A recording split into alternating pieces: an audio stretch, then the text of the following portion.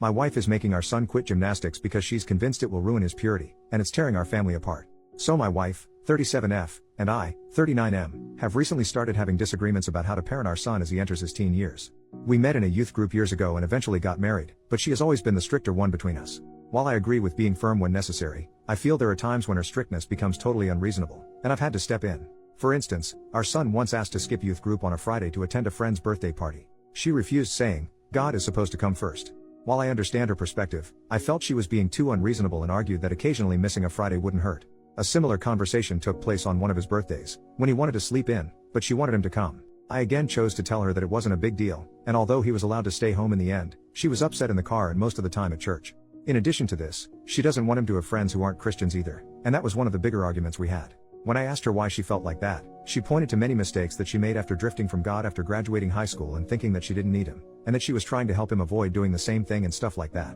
I told her that while I understood where she was coming from, forcing him to do or go to something he doesn't want to, will not help him long term and only make him resentful later on, but she's convinced that he'll turn to drinking and other stuff like she did, and she often says those memories often stick with her to the point where she doesn't want him ever having to live her mistakes. The reason I'm writing this is because of our latest argument. She wants him to quit gymnastics because she thinks that being around a bunch of girls in tights is unhealthy, along with how God wants us to shield our eyes from things that could distract us from him. She also says the sport provides a lot of easy opportunities for him to become lustful in an environment that seems completely normal, and I already knew that trying to talk her out of this one would be almost pointless, but I tried nonetheless. I told her that while she can think whatever she wants, it doesn't mean that others will think the same way. I also told her that there's nothing immoral about doing gymnastics, and especially since he's passionate about it, but she said she didn't want him around an environment that often harbored girls of different ages, and that the last thing she wanted was for him to start looking at younger girls. This is where I snapped and told her that while I supported her desire to talk to him about purity, that she is wrong for putting her religious bias in everything and assuming the worst for our son. I also told her that she is wrong for assuming our son would think like that, along with how she's wrong for viewing gymnastics in that light.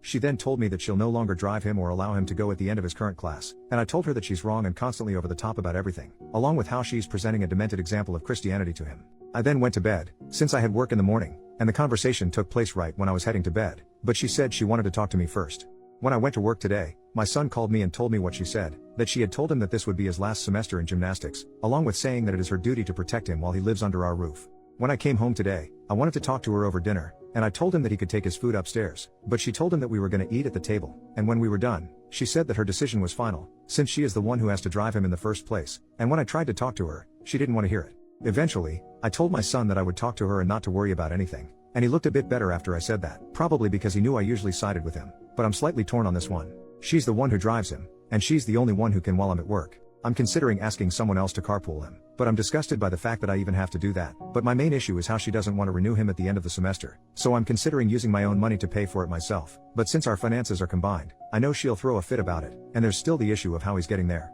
I'm open to any advice that I can get to make this work. I believe that she's wrong and that he shouldn't have to quit just because of her assumptions, but I also know that the real issue lies within our marriage. I've suggested counseling to her, but she refuses to go, so I went by myself for a while, and it did do some good. I want to make things work, and I understand that she's been through a lot, thus why she's so adamant about him staying close to God. But I disagree with the way she's going about it, and I'm questioning if I'll ever be able to fully get through to her. Update, 6 days later. It's been a couple of days since my original post, so I'll get right into it. Being completely honest, this whole situation that has been brewing for years has made me grow tired of her religious nonsense and somewhat religion as a whole, since it can sometimes become a scapegoat for petty beliefs that people want to promote under the guise of something like that, and I think it's very manipulative. For years, I did nothing because the thought of separation and the opinions that would follow from our church and parents and friends would be overwhelming, considering how some really consider it taboo to get divorced even if it's none of their business. But, to be honest, I don't really care anymore. I've been growing more numb to religion over the past few years because of her, and after hearing her suggest that our son would look at girls in the very same environment that he's grown up around for years in a lustful way,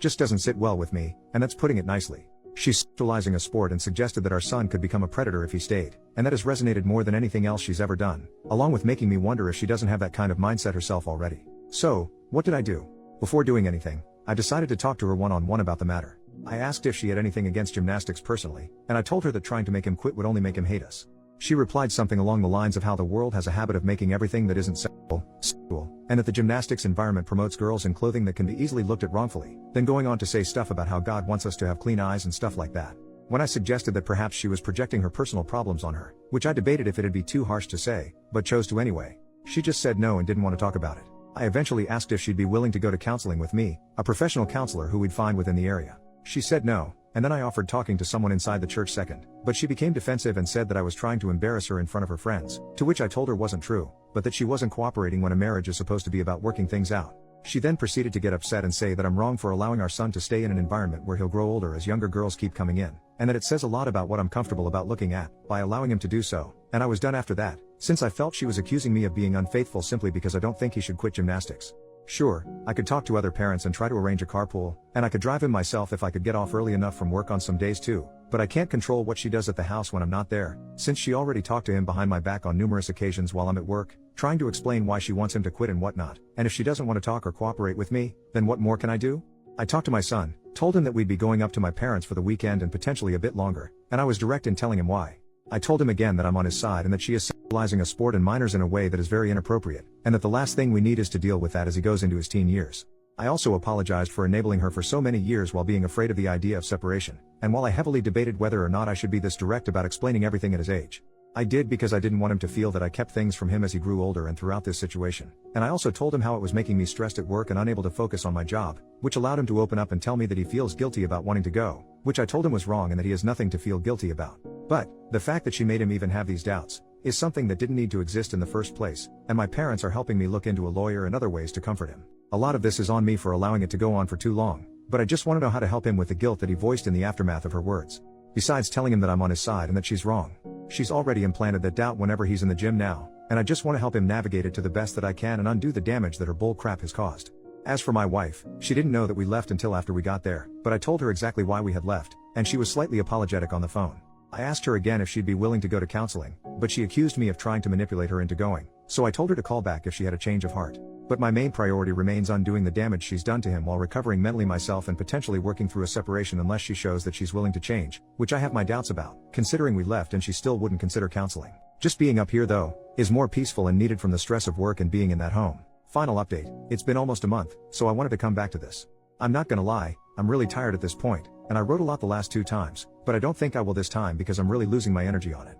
Basically, when we were still staying at my parents', I told her why we left and that I'd return if she had a change of heart when we first talked, but she refused to budge on her stance that it is inappropriate for him at his age to be in the same gym as little kids, and preferably girls from a purity standpoint, since she believes that the world has a habit of turning everything that isn't sexual into something sexual, and she believes that the sport just serves as eye candy to lustful people who can watch girls run around in leotards, as she often points out, and she's told him this bull crap while I'm at work, and it drove me crazy. I couldn't focus when in the back of my mind, she's at home telling him crap that I'll have to undo later. And I've stated in my update that a lot of her behavior is on me for being lax over the years, but I'm trying to do better, but it's been really stressful and it still is almost a month later. When we were at my parents', we stayed there for a little while, but she began to tell her parents and mutual friends false things about me, to the point where her parents and some of them began to call me or message me on her behalf and call me a bad husband along with other things, and apparently she told them that I kidnapped our son, along with other things about how I'm this horrible person because of her lies, not to mention something about me putting my hands on her once too, which I swear never happened once in our life or even when we were talking about going to counseling. My parents told me that she was trying to guilt me into returning under her terms and that I should continue to stay with them because she has truly gone off the rails, and we've been here ever since, but I've taken a leave from work because my mind hasn't been in a good place for over a month,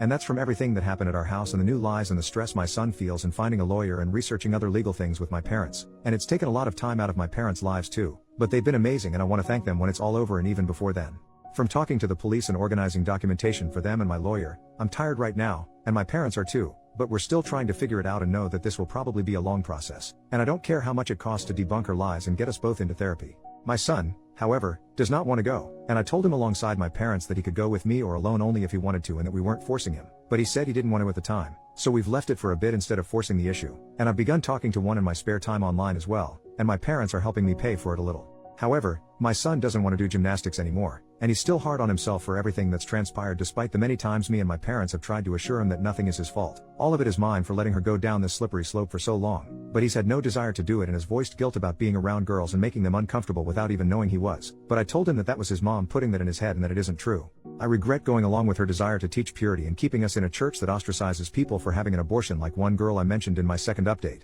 the same church that she has spread her lies to about me, and I have no intention of ever returning there again. In regards to his schooling, that's another mess at the moment. He hasn't been in class because she went to them too, and my lawyer thinks it's best to hold off on that for the moment for his well-being with others and the fact that she could show up there herself, but he wants him to go back sooner rather than later, and I do too, and I'm trying to see if there's a way that he can do most of his work online or something, but I'm still working on that at the moment. But most importantly, I'm trying to help encourage him to speak to someone for how he feels that's far beyond how I'm able to help him from a professional standpoint, and standing by him until he decides to do anything else. From a mental standpoint, he feels guilty like I said, not just for what happened with mom, but about the things she said to him about him lusting after girls without him knowing it at gymnastics, stuff that I don't want him developing a complex about over her nonsense. But my other main priority is getting a divorce after this last straw. I can't take it anymore, and I don't know how much longer this will continue. Probably a while, but he's tired of gymnastics and not in a good state right now, and my parents think it's best to probably have him go to see someone sooner rather than later, which is why I'm probably going to make him go at some point, although I don't know the best way to do that without coming off as forceful in a way that he'll resent. And if anyone has any advice on how to make him go in a way that doesn't make him upset or resentful or unwilling to potentially help us with some of the legal stuff she might have said to him, although I know that that is not my first priority, I'd really appreciate that, as it hasn't been easy on him, and I just want it to be over. But I'm aware that this is the consequence of letting her get away with small things over the years that boiled into this. But if we can come out all right, then maybe we can both somehow be stronger at the end of it.